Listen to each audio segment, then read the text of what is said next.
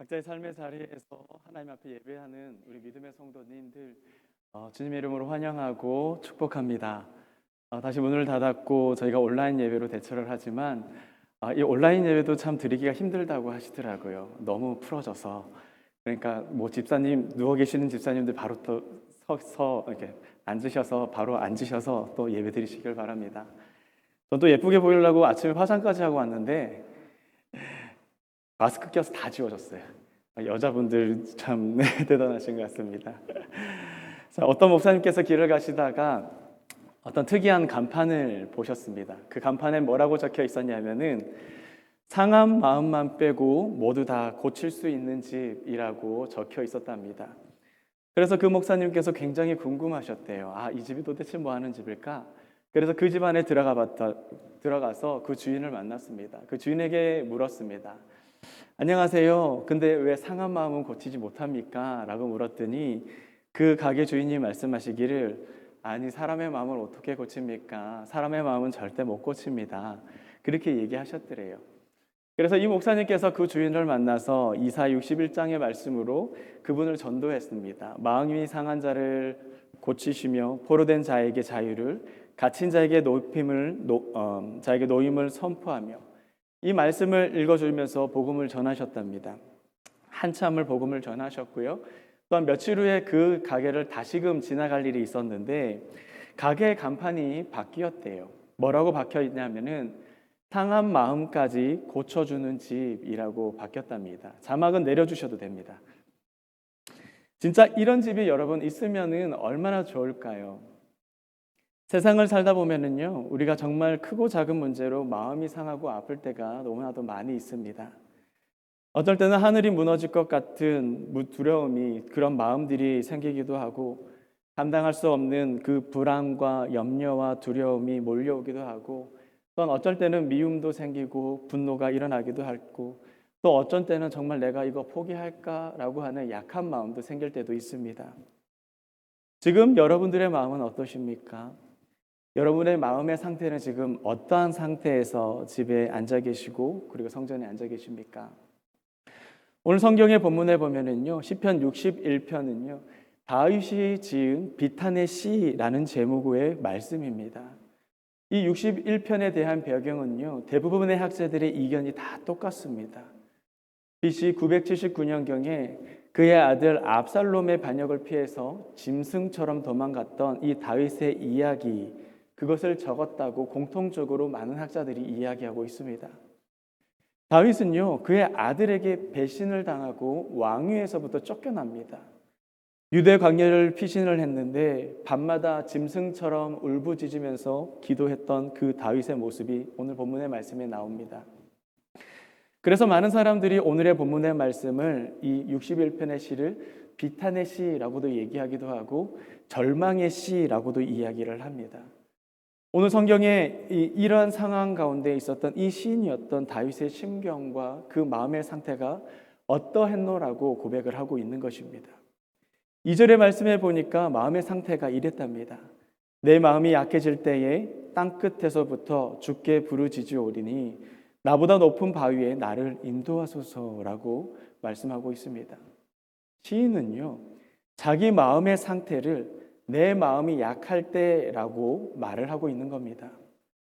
사실 이전의 번역에 좀 더 가슴에 와닿습니다. 뭐라고 번역되어 있냐면 내 마음이 눌릴 때에라고 번역이 되어 있습니다. 거기에 약하다, 눌리다라는 그 말은요, 우리 히브리어로 보면은 아타프라고 이야기합니다. 아타프, 수의를 입히다라는 그런 뜻입니다. 여러분, 죽은 사람이 입는 옷을 수의라고 하지 않습니까? 그 수의를 입혔다라고 말을 합니다. 이게 무슨 말일까요? 지금 이 시인의 마음이요, 정말 죽고 싶은 마음이었다라고, 절망 중에 있었다, 절망 같은 마음을 갖고 있었다라고 하는 그런 뜻입니다. 한번 생각을 해보십시오. 그가 너무나도 아끼고 사랑했던 아들에게 배신당하고요, 믿었던 친구들에게 배신당하고 믿을 사람 하나 없었고 기댈 곳 하나도 없었고 마음 둘 곳조차 없었던 그 비참한 상황이었습니다. 2절의 말씀에 보면 이런 상황을 또 다른 하나의 단어로 표현을 하고 있는데 땅끝이라고 표현을 하고 있습니다. 땅끝. 자기 상황이요, 벼랑 끝에 내몰린 한 발짝만 나가도 떨어 죽을 것 같은 절벽 한가운데에서 갈 곳도 없고 희망조차 없는 상태라고 얘기하는 것입니다. 그런데 여러분, 더 놀라운 것은 우리가 나중에 7절과 8절의 말씀에 보면은 정말 반전의 고백이 나옵니다. 우리 7절과 8절 좀 길지만 함께 봉독하도록 하겠습니다. 7절부터 함께 봉독하겠습니다. 시작. 그가 영원히 하나님 앞에서 거주하리니 인자와 진리를 예비하사 그를 보호하소서. 그리하시면 내가 주의 이름을 영원히 찬양하며 매일 나의 서원이 이행하리이다. 아멘. 여러분, 오늘 본문의 시편의 61편의 말씀은요, 비탄의 시가 아니었습니다. 절망의 시가 아니에요. 이 시는 분명하게 절망으로 시작하였지만 분명 희망으로 끝나고 비탄이 찬양으로 바뀌는 놀라운 일들이 일어나게 된 겁니다. 오늘 이 61편의 말씀을 통하여서 정말 마음이 약해지고 마음이 눌려져 있는 성도들이 계시다면은 정말 하나님이 여러분들의 삶을 위로하실 겁니다. 오늘의 이 말씀을 보니까 솔직히 우리들의 모습 같았어요. 센 척 하잖아요, 우리. 하지만 늘 우리는 문제가 있어요. 세상에 늘 눌려 있고요. 그리고 상황에 눌려 있고 사람에게 늘 치여 있습니다. 물질에 힘들고 그리고 자녀의 문제들에 매일같이 우리가 고민하고 내 건강의 문제로 인해서 굉장히 괴로워합니다. 누군가가 그랬습니다. 인생은 절망의 밭을 가는 것이다 라고 이야기하더라고요. 아니라고 생각합니다. 여러분 한번 따라 하시겠습니까? 한번 따라 하겠습니다. 인생은 절망의 밭에서 희망의 씨앗을 뿌려 축복의 열매를 거두는 것이다. 아멘. 여러분, 세상 사람들은요, 하나같이 인생을 절망의 밭을 가는 것이다 라고 말할 수 있겠지만 하나님을 믿는 우리들은요, 오늘의 본문의 시인처럼 그렇게 고백해야겠죠. 물론 절망의 밭은 맞아. 하지만 거기에 말씀의 은혜를 받으면 희망의 씨앗을 뿌려서 꽃을 피우고 열매를 맺어. 언젠가는 내가 축복의 열매를 맺을 거야 라고 하는 이 다윗의 고백이 여러분 우리의 고백이 되어야 됩니다. 오늘 시편의 이 61편의 말씀을 통하여서 각 가정에서 예배드리시는 우리 성도님들도 비탄이 찬송으로 바뀌기를 간절히 원합니다. 절망이 희망으로 바뀌게 될 것입니다. 근데 여러분, 방법이 뭐냐는 거죠. 나도 정말 그렇게 살고 싶은데 방법을 알아야 되지 않겠습니까? 오늘 이 말씀을 통하여서 거기에 따른 영적 비결이 무엇인지를 여러분 함께 찾아보시죠. 여러분, 그에 대해서 몇 가지가 나오지만 먼저는요, 그 영적인 비결은 먼저는 리더십에 있습니다. 인생은 환경이나 이 상황의 문제보다도 이 리더십의 문제가 가장 크더라고요. 내가 누구를 따라가느냐, 누가 내 인생의 주인이냐, 누가 리더냐, 이 모든 것이 다 누구를 만났느냐에 따라서 그의 인생이 바뀌게 되더라고요. 괜찮은 리더가 회사 가운데 세워지면 어떻게 돼요? 망하던 회사가 회생됩니다. 여러분, 가정에 문제들이 있다 할지라도 그곳의 중심에 괜찮은 가장이 서 있다면은요, 그 가정 분명하게 회복되고 썩 괜찮은 가정이 됩니다. 내가 따르는 리더가 어떠한가에 따라서 살아가기도 하고 또한 죽기도 하고요. 내가 따라가는 리더가 어떠한가에 따라서 내가 흥하기도 하고 망하기도 한답니다. 얼마 전에 한국에 계신 어머니랑 통화를 했었습니다. 저희 집 앞에 맥도날드 가게가 있어요. 어머니께서 요즘에 가끔 햄버거를 드신다는 거예요. 아니, 햄버거를 평생에 손도 한 번 안 대신 분이 어머니께서 햄버거를 드신다니까 아들로서 좀 놀랬습니다. 아니, 어떻게 햄버거를 드시기 시작했어요? 물어봤더니 어느 날 그냥 한 끼 정도는 이모들과 함께 햄버거 한번 사 먹자 그래서 햄버거를 드셨는데 너무 맛있다는 거예요. 그래서 어머니가 그 이후로 가끔씩 일주일에 한두 번씩 햄버거를 사 드신답니다. 그래서 제가 속으로 그랬어요. 아니, 평생에 인스턴트 음식을 한 번도 거의 드시지 않는 분이 어떻게 햄버거를 드실 수 있었을까? 그래서 어머니께 꼬치꼬치 물었어요. 아니, 메뉴는 뭘 드셨고 뭐가 그렇게 맛있길래 그렇게 드십니까? 여쭤봤더니 어머니가 그렇게 잘 설명을 하시더라고요. 그래도 제가 이해가 안 돼서 한번 찾아봤습니다. 한국 맥도날드 메뉴가 뭐가 있냐. 그런데 기사를 봤더니 그만한 충분한 이야기가 있더라고요. 맥도날드에 제가 기사를 그대로 읽어드리겠습니다. 지난 1월 한국 맥도날드 CEO가 교체가 되었다. 한국 맥도날드 최초로 조주연이라고 하는 CEO에서 안토니 마티네즈라고 하는 호주 사람으로 교체가 되었다. 맥도날드는 한국 사람들이 가장 좋아하는 햄버거다. 하지만 매번 매출 급감, 심지어 2017년도에는 전년 대비 20%의 매출이 하락되었다. 경영 악화, 매출 급감의 이유로 지난 1월에 CEO를 교체했다. 놀라운 것은 이 코로나 시기에 전년 대비 9% 성장을 했다라는 사실이다. 코로나19로 외식 업계가 사상 초유의 위기에 직면하는 점을 감안한다면 이것은 무서운 상승세라고 말할 수 있다. 뿐만 아니라 지난달부터 매출이 급격히 늘어나고 있다라고 알려져 있다. 그렇게 나와 있더라고요. 이유가 뭘까요? 이유가 뭘까 궁금해서 한번 봤더니요. 신문 그대로 보면 이래요. 국내 시장에서 맥도날드가 다시 부활할 수 있었던 이유가 무엇이었을까? 2000년 호주 맥도날드 아르바이트를 시작해서 2016년 호주 맥도날드 남부 지점 총괄 디렉터로, 그리고 2020년 한국 맥도날드 대표가 된 안토니 마티네즈, 이 사람 때문이었다라고 뉴스에 그렇게, 기사에 그렇게 나왔더라고요. 여러분, 놀라운 것 아닙니까?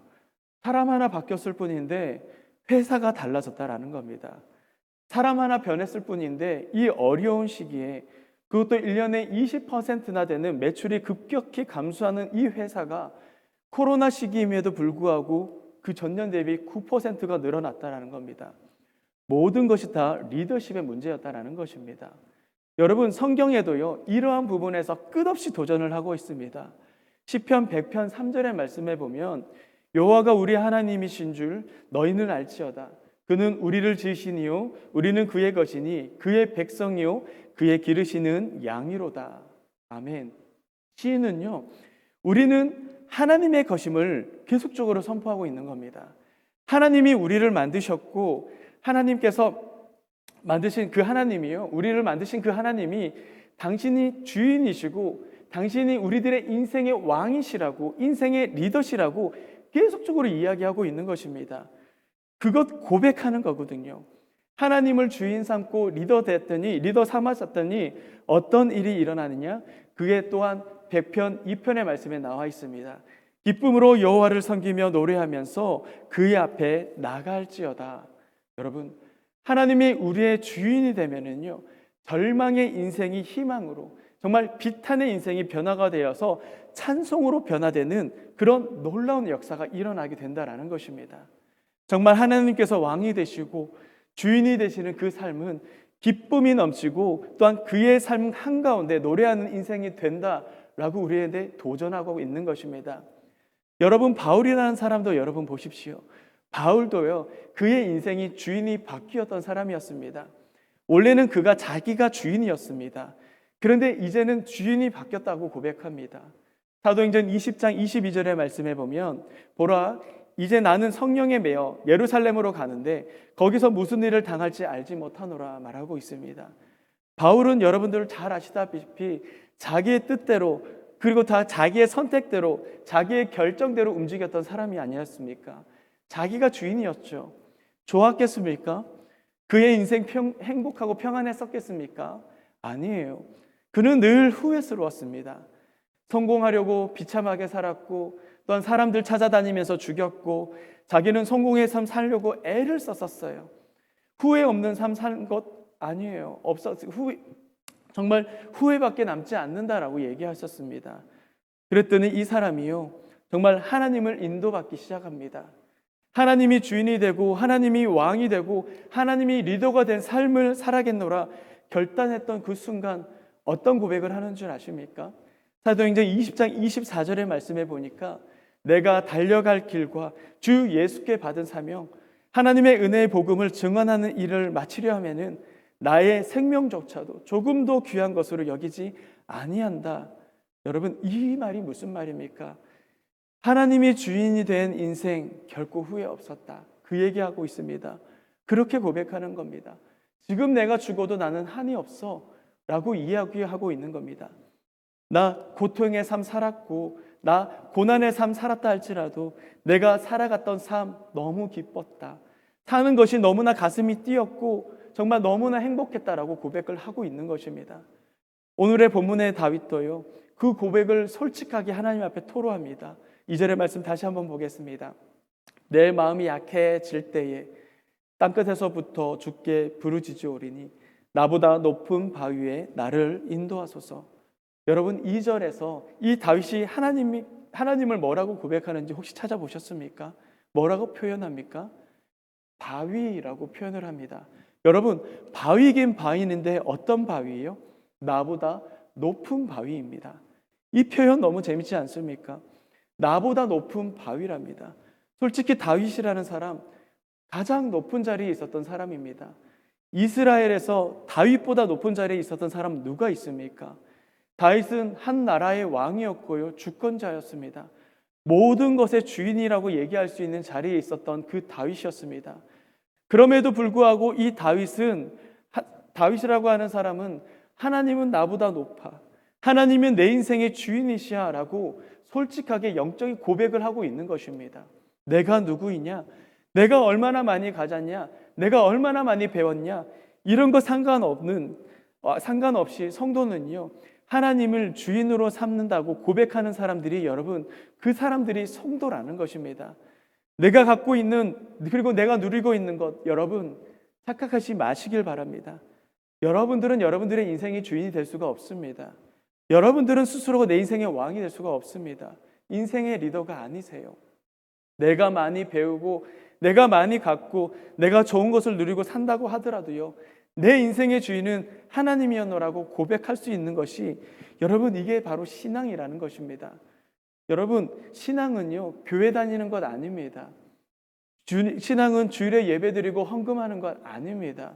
물론 나쁘다라는 것 아닙니다. 하면 좋지요. 근데 신앙은요, 정말 상황이 어떠하든지 하나님만이 나의 왕이십니다라고 선포하고 고백할 수 있는 것, 그것이 바로 신앙이다라는 것입니다. 어쩌면 이 다윗이라고 하는 사람은요, 한동안 자기의 높음을 자랑했던 사람이었었습니다. 어떻게 아냐고요? 여러분 우리아의 아내 밧세바의 사건만 보더라도 여러분 아시지 않습니까? 이 다윗이 어떤 사람이었냐면은, 아니 내가 왕인데 내가 못 가질 게 뭐가 있냐, 저 예쁜 여자 내가 갖고 싶다, 남편이 있어? 그럼 나 죽여버릴래. 그리고 그 여자 취해버린 겁니다. 다윗은요 바로 그런 사람이었습니다. 그런 생각을 늘 갖던 사람이었습니다. 하지만 아들 압살롬의 반역으로 짐승처럼 울부짖으면서 유대 강요로 쫓겨나게 될 때에 이 다윗이요 마음속으로 깨달았던 겁니다. 아, 내 것은 아무것도 없었구나. 다 하나님의 것이었구나. 하나님이 왕이셨구나. 하나님이 주인이셨구나. 여러분 고난이 결코 저주는 아닙니다. 이 코로나 이 시대가요, 여러분 결코 저주가 아니에요. 내 마음이 눌리고 내 마음이 약해지는 그 순간에 하나님이 내 인생의 주인이 되고 하나님이 왕이 되신다는 그 사실을 깨닫는다면은 여러분 그것이 곧 복이라는 것입니다. 여러분 아멘이십니까? 여러분의 삶 가운데 가슴 떨리는 그 심장이 쫄려들 것 같은 그 아픔의 현장 가운데 있을 수도 있습니다. 그런데 그 순간에 하나님이 진짜 왕이신 것을 다시 고백하고 이 신앙을 회복할 수 있다면은 그때부터 여러분 우리는 모든 것을 다시 시작할 수 있게 되는 것입니다. 여러분 죄라는 게 다른 게 아니에요.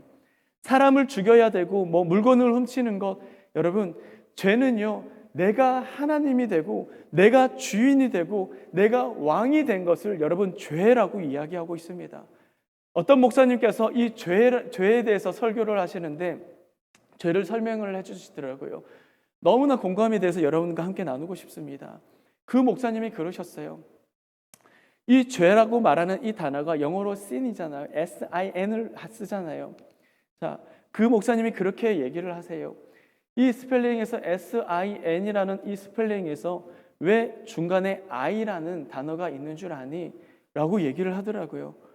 뭔지 곰곰이 봤어요. 죄는 내가 중심이 되는 것이라고 말씀을 하시더라고요. 우와, 너무 공감이 됐었어요. 여러분, 그래, 정말 내 평생에 하나님만을 내가 왕으로 섬기고 살아가야겠다. 정말 그때 그 생각을 했었습니다. 이런 결단이 있는 저와 여러분들의 삶 될 수 있기를 주님의 이름으로 축복합니다. 여러분, 절대로 교만하지 마십시오. 내가 잘 나가고 내가 돈 좀 벌고 내가 좀 배우고 정말 내가 왕이 그렇게 된다 할지라도 여러분, 내가 스스로는 왕이 될 수 없고 내 인생을 이끌어갈 수가 없습니다. 하나님은 교만한 사람을 대적한다고 하셨습니다. 하나님은 겸손한 사람에게 은혜를 베푸신다고 말씀하셨습니다. C.S. 루이스가요, 정말 무서운 이야기를 했습니다. 교만은 영적인 암덩어리다 라고 얘기를 했습니다. 여러분, 아무리 밥을 잘 먹어도요, 이 속에 암세포가 있으면은요, 우리 말라버립니다. 병들고 여러분 쓰러집니다. 아무리 내가 교회를 잘 나오고 예배를 드리고 헌금을 많이 한다 하더라도 내 안에 교만이라는 이 암세포가 자라나기 시작한다면은요, 그 안에 내 신앙생활에 그런 건강하게 정말 하지 못하는 그런 상황까지 놓이게 될 겁니다. 우리가 어떤 상황이든 어느 순간에 놓였든 여러분, 이거 점검할 수 있어야 된다라는 것입니다. 내 인생의 진짜 주인은 누구인가? 내 가정의 진짜 주인은, 정말 진짜 가장은 누구인가?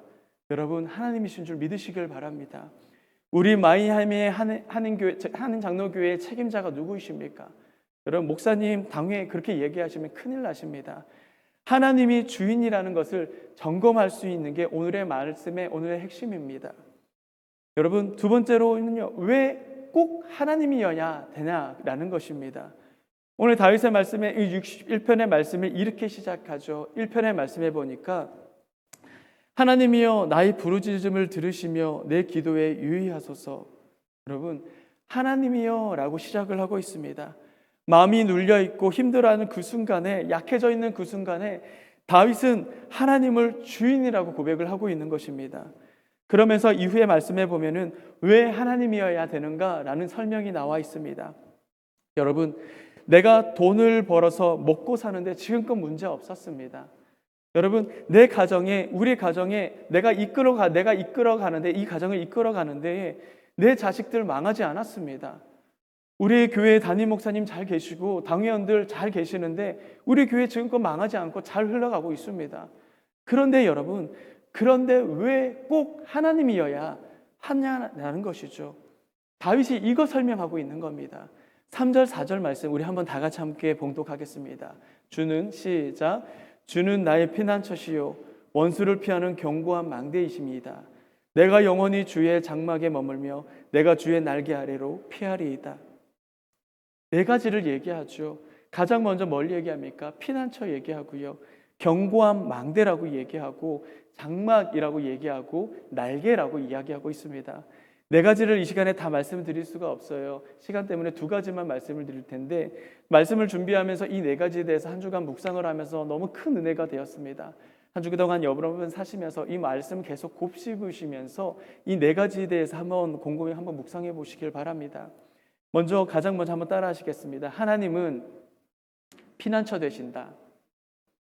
3절에 보니까 뭐라 나옵니까? 주는 나의 피난처시요 원수를 피하는 견고한 망대이십니다 말합니다. 여러분, 하나님은 우리의 피난처 되세요. 다윗은 압살롬의 반역에 의해서 피해서 유대 광야로 도망을 갑니다. 여러분, 광야인데요, 넓은 평야인데 어디로 피하겠습니까? 바보가 아닌 이상 거기에 왜 피하겠습니까?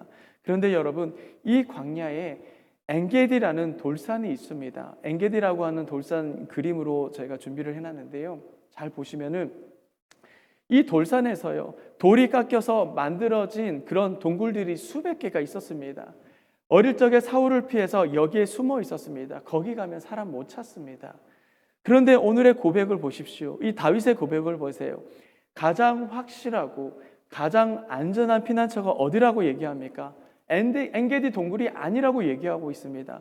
바로 하나님 여호와시다라고 고백을 하고 있는 것입니다. 시편 12편 5절의 말씀에 보면은 여호와의 말씀에 가련한 자들의 눌림과 궁핍한 자들의 탄식으로 말미암아 내가 이제 일어나 그를 그가 원하는 안전한 지대에 두리라 하시도다. 여러분, 우리의 인생에 가장 안전한 곳이 어디세요? 부모가 자식의 품을 품는다고 하더라도 부모 속이 평안하겠습니까? 안전하겠습니까? 우리가 돈의 그늘 아래 숨는다고 하더라도 거기가 정말 안전하겠습니까? 시인은요, 바로 하나님이 가장 안전하다라고 이야기하고 있습니다. 또 시편 46편 1절의 말씀에 보니까 하나님은 우리의 피난처시요 힘이시니 환난 중에 만날 큰 도움이시니이다. 여러분, 사람도 돈도 우리를 지키지 못하지만 하나님만이 우리의 인생에 정말 가장 귀한 피난처 되십니다. 지난주에 어떤 집사님과 식사를 하고 있는데 그 집사님께서 그런 간증을 하셨습니다. 하루는 너무 심장이 떨리고 몸이 떨릴 정도로 삶에 큰 문제가 있으셨답니다. 그런데 자기가 이거 한번 해결해 보려고 많이 뛰어다녔대요. 많은 노력을 하고 많은 사람들을 찾아갔대요. 그런데 이 삶의 문제 해결되지 않더랍니다. 그런데 정말 좌절되어서 너무 힘도 빠지고 힘들어서 그냥 집안에 그냥 앉아 있는데, 허무하게 그렇게 앉아 있는데, 그때 TV에서 한국 방송에서 어느 찬양 한 가사가 한 곡이 흘러나오더래요. 그 찬양을 들으면서 너무 많이 울으셨대요. 그 찬양이 오늘 우리가 찬양과 경배의 시간에 함께 찬양하였던 나의 피난처 예수라고 하는 찬양입니다. 인도네시아 찬양이에요. 처음 들으신 분들도 계셨겠지만, 나의 피난처 예수 의지해요. 나의 피난처 예수 의지해요. 나의 가는 길에 거센 바람 몰아쳐와도 나의 피난처 예수 의지해요. 이 찬양을 그렇게 얘기하시면서 혹시 예배 시간 때 혹시 찬양을 같이 함께 불러줄 수 없냐라고 얘기를 하시더라고요. 이 찬양을 그렇게 듣는데 눈물이 나고 그 마음에 그렇게 평안이 오더랍니다.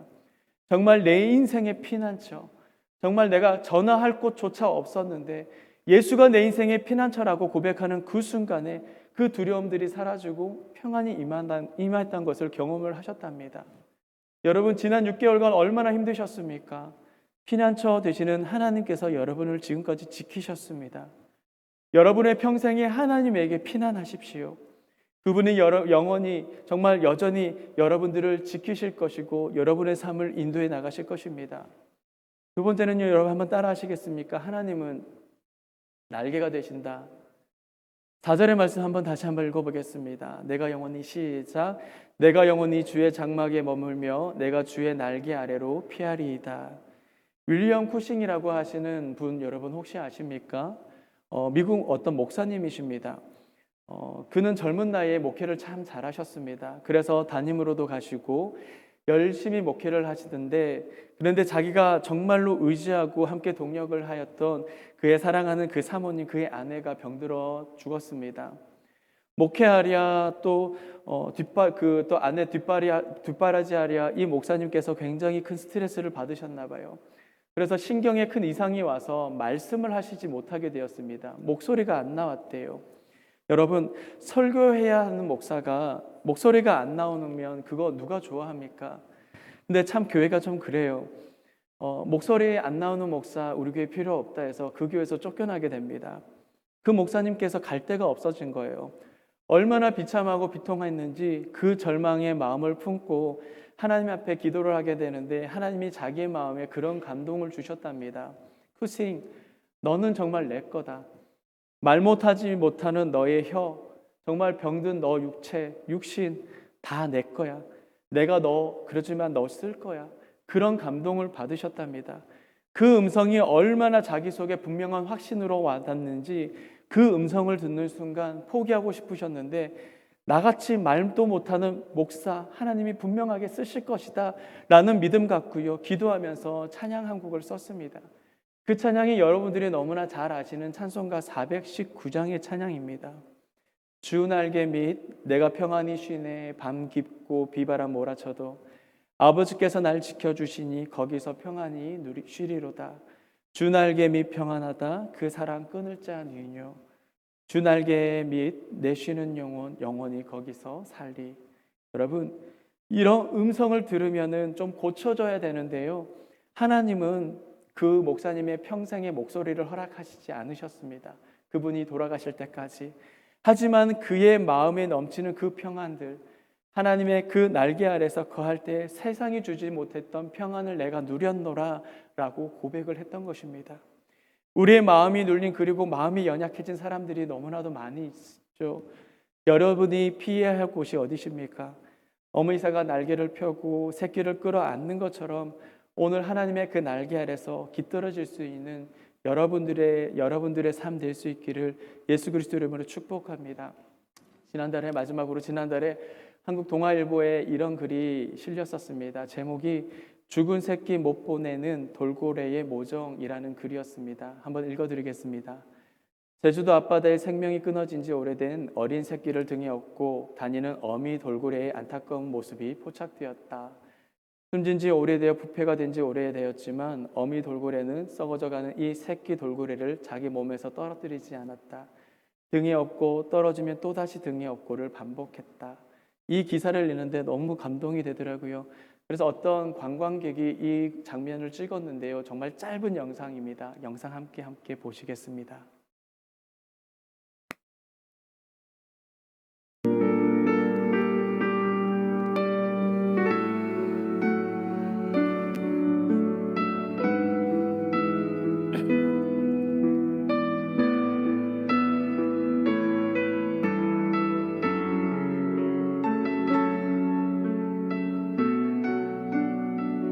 아, 노는 거예요? 아닌데 걸려있는 것 같은데요? 새끼다. 저 찍어봐봐.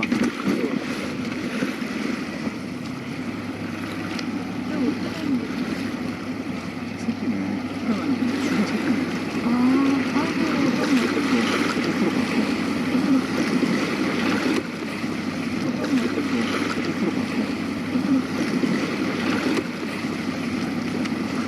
아이고야.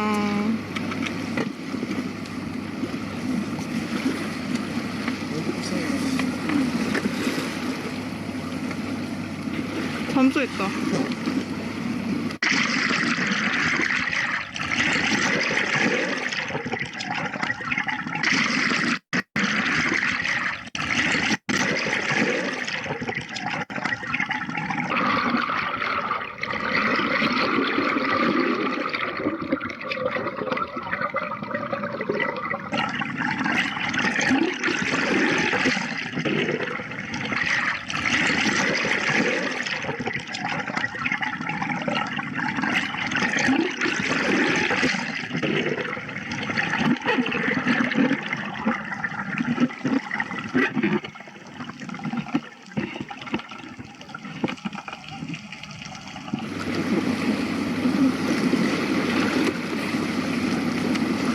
아이고야.